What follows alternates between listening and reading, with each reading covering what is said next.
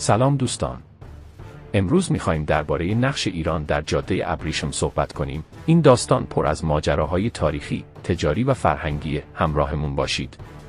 تو دوره هخامنشیان حدود 550 تا 330 قبل از میلاد، ایران یکی از کلیدی‌ترین نقاط جاده ابریشم بود. شاهان هخامنشیان مثل کوروش کبیر و داریوش بزرگ مسیرهای تجاری جدیدی رو توسعه دادن و کاروانسراهای متعددی برای کاروانهای تجاری ساختن. این کاروانها از چین تا امپراتوری‌های غربی سفر می‌کردند و کالاهای مختلف رو به مقصدهای دوردست می‌رسوندند. در دوره ساسانیان حدود 224 تا 651 میلادی جاده ابریشم به اوج خودش رسید. شاهان ساسانی مثل شاپور اول و خسرو پرویز مسیرهای تجاری رو تقویت کرده و امنیت رو در این مسیر فراهم کردند. این دوران مرکزیت ایران در تجارت بین شرق و غرب افزایش پیدا کرد و بازرگانان از ایران به عنوان یک نقطه مهم تجاری استفاده می‌کردند.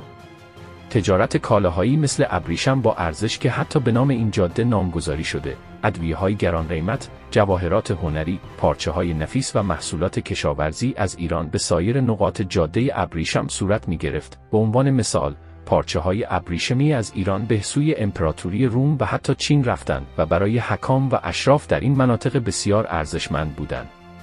نقش ایران در تبادل فرهنگ و هنر فوق‌العاده بود. از طریق جاده ابریشم هنر ایرانی شامل مینیاتور، سفالگری و معماری به سایر کشورها منتقل شد. معماران و هنرمندان ایرانی با تبادل ایده‌های جدید نقش مهمی در توسعه هنر و معماری نقاط مختلف دنیا داشتند. دانشمندان ایرانی نیز در زمینه‌های علمی و فلسفی از طریق جاده ابریشم اطلاعات و یافته‌های خود را با جهان مشارکت می‌دادند. تحولات علمی و فلسفی ایران تأثیرات بزرگی بر جوامع دیگر گذاشت و تبادل دانش موجب رشد و پیشرفت علوم مختلف شد.